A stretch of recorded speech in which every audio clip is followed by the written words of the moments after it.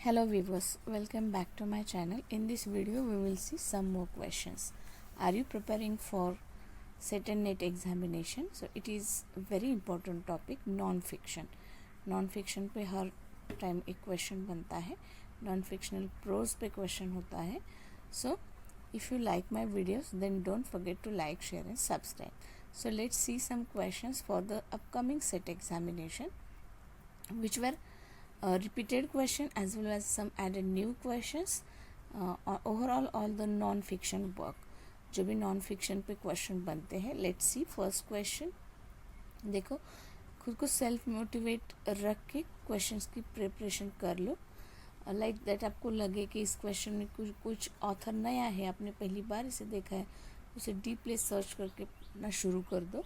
And ऐसे ही नए नए वीडियोस मैं अपने चैनल पे डालती रहूँ, मुझे मोटिवेशन मिलती रहे, इसलिए आप मेरे चैनल को more and more like, share and subscribe करना ना भूलें. Okay, let's see the first question.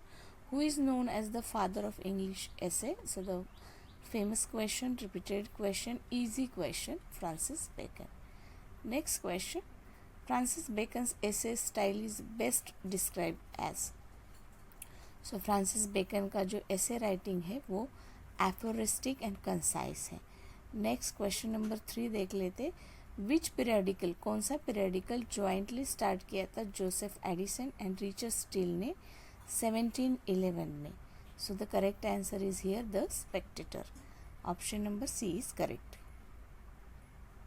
Next question. The chimney sweeper and dream children a review or the reverie are famous essays written by which romantic essayist? So the correct answer is Charles Lamb. Option number C, chimney sweeper and the dream children, ये जो famous essays है इसे लिखा था Charles Lamb ने. Next question. Under which pseudonym did Charles Lamb publish his famous essay in the London magazine? So Elia, Charles Lamb ने अपना खुद का सीडोनेम रखा था इलिया. इस सीडोनेम के अंडर उन्होंने कुछ एसेज पब्लिश किए थे, famous essays in London magazine में. इस तरह से भी क्वेश्चन बन सकता है कि चार्ल्स लैम ने अपने एसेज कौन से मैगजीन में पब्लिश कराए थे. तो मैगजीन का नाम था लंदन मैगजीन. उन्होंने अपना खुद का सीडोनेम रखा था Elia. Next. Who wrote the that monumental biography, The Life of Samuel Johnson, 1791? It is written by James Boswell. The correct answer is James Boswell. Next question. Which 19th century prose work by Thomas Carlyle introduced the concept of the philosophy of clothes? Okay, which 19th century prose work by Thomas Carlyle introduced the concept of philosophy of clothes? So it is the Sartor Resartus. Next question. John Ruskin's essay Unto This Last strongly influenced which prominent leader? तो John Ruskin का जो ऐसे है Unto This Last strongly influence करता है prominent leader Mahatma Gandhi. So the B is correct option, Mahatma Gandhi. Next question. Who wrote Eminent Victorians, 1918, a work that revolutionized or the revelation or the revolutionized the art of writing modern biographies? So the correct answer, who wrote the Eminent Victorians, is Lytton Strachey. Next question. Shooting an Elephant and Politics and the English Language are highly acclaimed essay. ये बहुत ही famous ऐसे George Orwell का है. Rather ये non fictional work के question है. Non fiction में हमारे प्रोज आते हैं, एसेज आते हैं, ऑटोबायोग्राफीज आती हैं. So shooting an elephant and politics and English language, ये ऐसे था जॉर्ज ऑरवेल का. Next question. Which text is considered the fundamental or the foundational document of English feminism by the Mary Wollstonecraft? So the correct answer is A Vindication of the Rights of Women. Next question. In A Room of One's Own, Virginia Woolf created a fictional sister of Shakespeare. In A Room of One's Own, Virginia Woolf का famous fictional work है. उसमें उन्होंने Shakespeare की बहन होती तो वो Shakespeare जितनी महान राइटर नहीं होती ऐसा लिखा है। तो उन्होंने इस फिक्शनल मतलब शेक्सपियर की कोई बहन नहीं थी पर फिक्शनल बहन को नाम दिया था Judith Shakespeare. Next, who wrote the philosophical essay on liberty. Essay on liberty किसने लिखा है? Written by the John Stuart Hall. Option number C is correct. Next question, Thomas Browne's major non fiction work. Thomas Brown का major non fiction work है Religio Medici. वो translate करके उसका नाम क्या है इंग्लिश में? The religion of a doctor.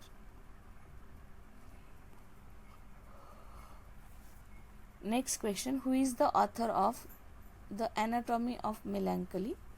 So the correct option is Robert barter.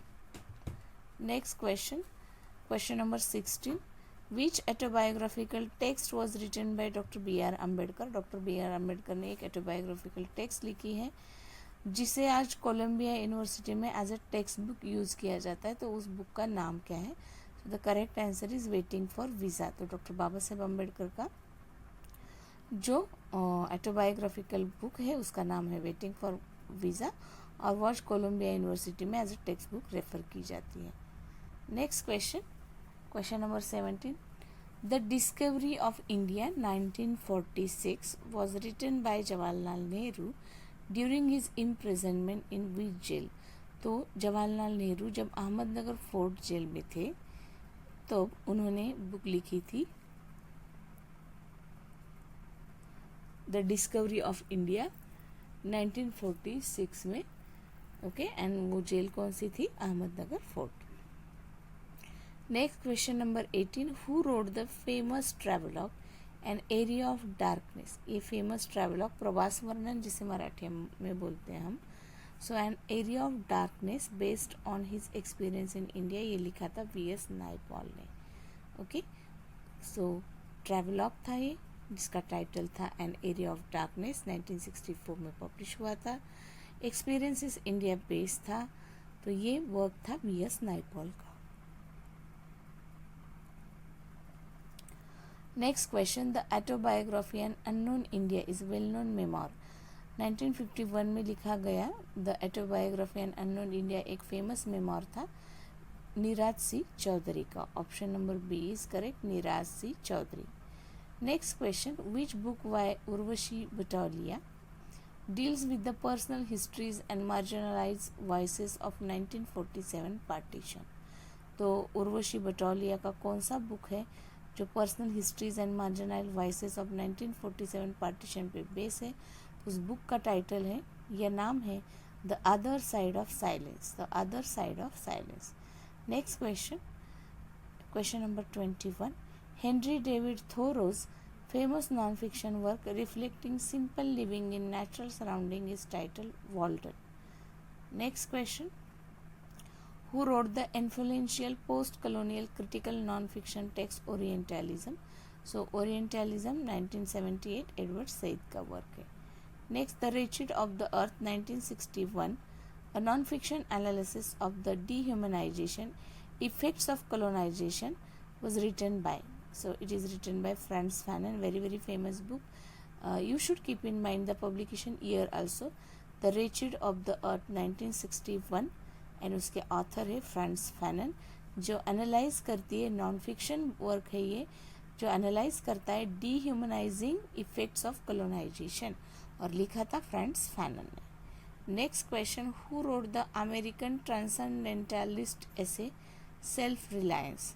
तो इसे लिखा था R.W. Emerson, Ralph L Waldo Emerson, जिन्होंने नेचर वगैरह भी वर्क लिखा है और वो ट्रांसेंडेंटलिज्म मूवमेंट के मेजर माने जाते हैं। Next question, डीकोलोनाइजिंग the mind is a famous collection of essay advocating for African language by. So डीकोलोनाइजिंग the mind ये famous collection of essay advocating for American languages, इसे लिखा था गुगी वा थियांगो। गुगी वा थियांगो, B is our correct option, और work था डीकोलोनाइजिंग the mind, collection of assess था ये। Then arrange the following text in correct chronological order of publication. So the correct vindication of rights of women Bacon's essays rooms of woman. So the सबसे पहले हमारा आ जाएगा bacon के assess 1597। फिर आ जाएगा Spectator, the Spectator 1711। फिर आ जाएगा हमारा विंडिकेशन ऑफ द राइट मेरी वॉल्टनस्क्रॉफ्ट का 1792। और लास्ट में आ जाएगा रूम्स ऑफ वंस वोन बाय द वर्जीनिया वुल्फ। तो 2413 is the correct option. Option number is correct here. Next question, the term culture and anarchy is associated with which Victorian cultural critic? Culture and anarchy deal करता है या connect करता है, associate करता है Matthew Arnold से। Next question, who wrote the historical non fiction work the decline and fall of the Roman Empire? So the correct option is Edward Gibbon. Next question, what is the memoir primarily focused on? So memoir क्या होता है? Memoir एक specific period और theme in the author's own life के बारे में लिखा हुआ होता है। सो स्पेसिफिक पीरियड और theme in the author's own life, जिसे हम मेमोर कहते हैं। So the B is correct option. Question number 30 last, who authored the famous essay the death of the author? So Roland Barthes का work है 1967 का।